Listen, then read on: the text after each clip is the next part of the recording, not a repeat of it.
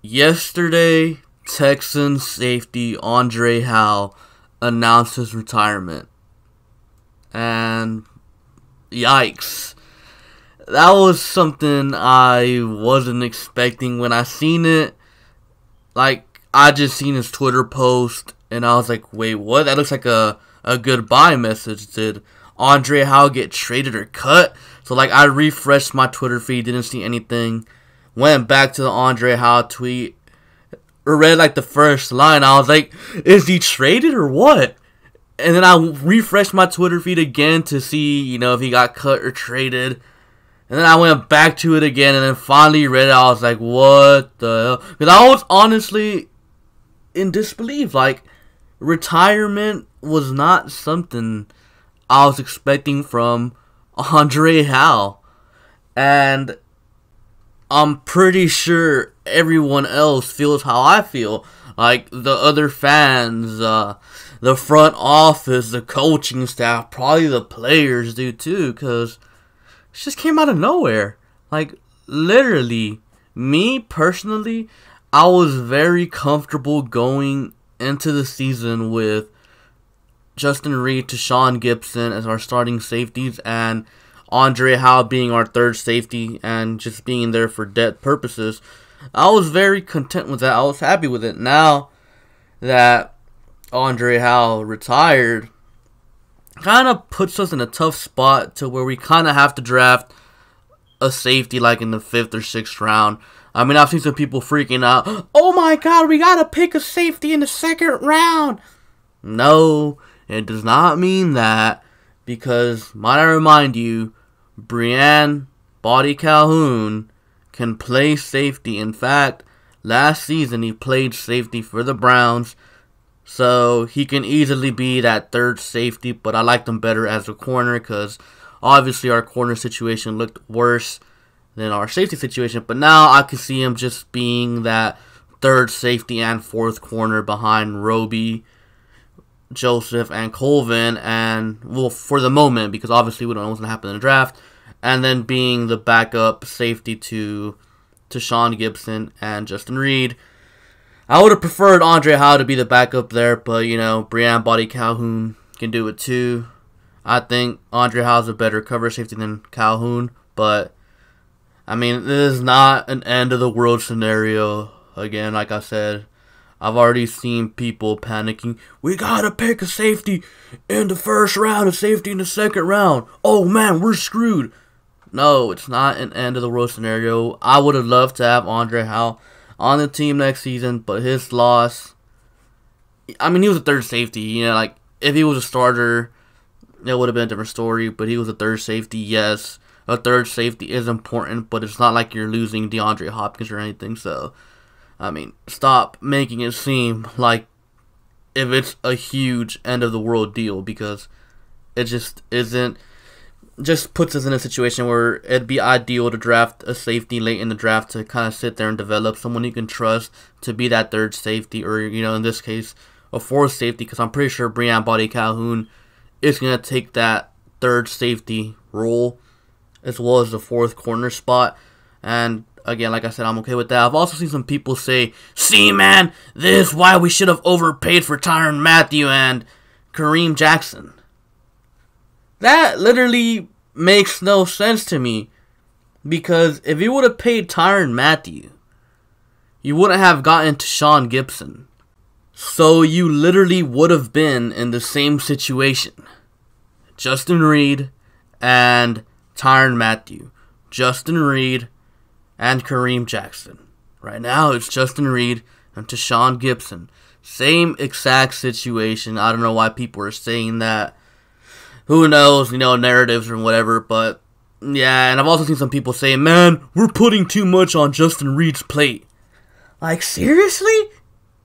Seriously.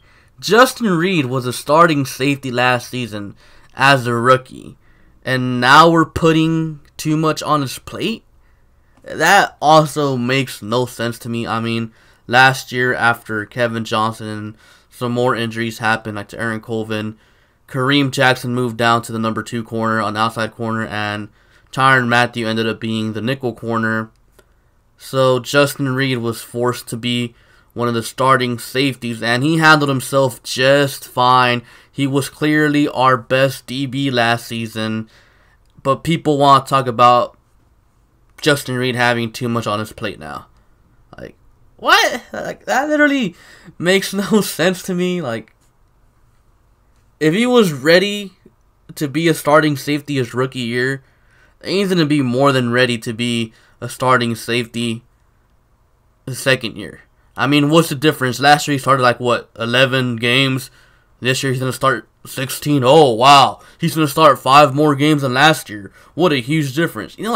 Some people just like to act like the world's ending when, in reality, we're going to be fine. Would Andre Howe help? Yes. Is it the end of the world? No.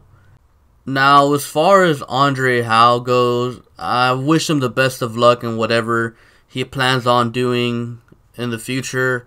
I mean, he's a great guy. I would have loved to have him here, but he decided to walk away from the game, and that's fine. I mean, I know a lot of people, including myself, are kind of confused why he retired. But if you really think about it, they do say whenever you have a near-death experience, you kind of reevaluate your life. So Andre Howe beating cancer, overcoming that, I'm pretty sure he was thinking about everything in his life, what he's done, what he hasn't done, and he probably just came to the conclusion that family is more important. So if that's what he wants to do, then I'm okay with it. I'm not mad at Andre Howe. I was just kind of shocked when it happened because it just kind of came out of nowhere. But, I'm okay with it. Andre Howe can do whatever Andre Howe wants to do. And I would just like to wish Andre Howe good luck in life, just moving forward. Now, something else that came out in the news yesterday. The Texans hired Jack Easterby. If you guys don't know who that is, he's a former team development / character coach for the Patriots. He was there from 2013 to 2018 last year. And the Texans hired him as their executive vice president of team development. I've already seen plenty of people crying about it on Twitter. Oh my god, another Patriots guy. Jesus Christ. It's whatever this team does this season, or this off season, people just aren't going to be happy, it seems like. This is, in my opinion, a pretty good move. What this guy did in New England, he was just a very positive guy in the locker room. Kind of talked to the players that they were going through issues. He was a guy that they would go to and talk to them. He would go around, talk to all the players. Just an all-around positive vibe in the locker room. An understanding guy. And to me, at first, I was like, okay, I don't really care much about it. But the more I thought about it, the more I read into him, how the players think about him, I think this is a good move. Why? Brandon Brooks. If you guys don't know, Brandon Brooks, the reason he left Houston, the reason he wanted nothing to do with Houston was because he had anxiety issues, and the Texans never really solved those problems. Now, when he went to Philadelphia identified those problems immediately, solved those issues, and then Brandon Brooks becomes a Pro Bowl level player. So now that we have Easterby here, he can sit there and talk to a player that's going through a rough time, for example, a Brandon Brooks.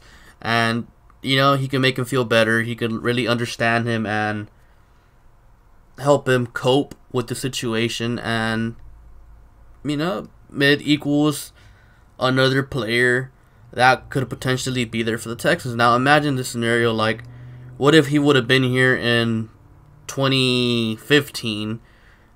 What if he would have been here for, Brandon Brooks? Maybe Brandon Brooks could have been here. And then Brandon Brooks could have been our right guard. He would have been our Pro Bowl right guard. I think it's a nice, fine move.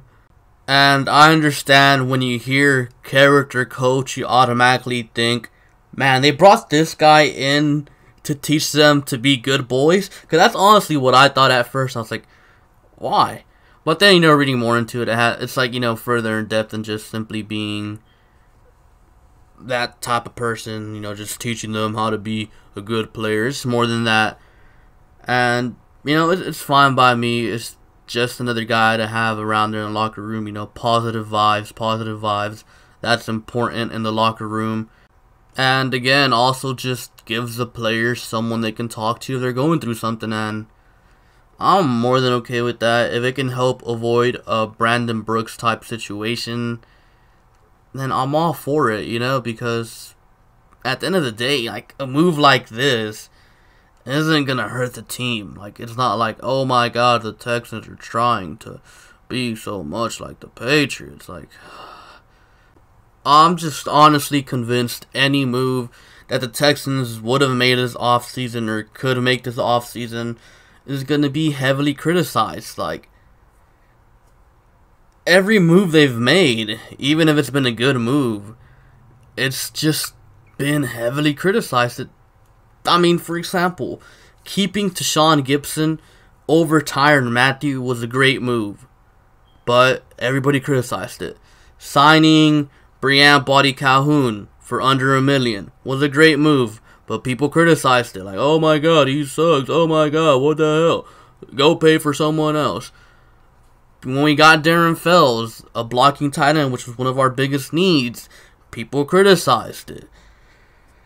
I mean, when we let Sean Ryan walk in favor of, Carl Smith, people criticized it. All these moves were good moves, but they still got heavily criticized. And I'm not saying the Texans have only made good moves, because they've had some bad moves. For example, Matt Khalil. Maybe Bradley Roby, not sold on him. I thought that was a bad move as well. Not firing Mike Devlin. I thought those were bad moves, but to go out of your way to find a way to criticize each and every single move the Texans make, like, that's just kind of wasting your time. You're just being angry for no reason. That's why I just try to look at things for what they are and not try to go out of my way just to be angry at something, That's just me, though. You guys are free to think whatever you guys want to think. And yeah, that's all I have for you guys for today. Be sure to like, comment, and subscribe. Thank you for watching, and I'll catch you guys later. Peace.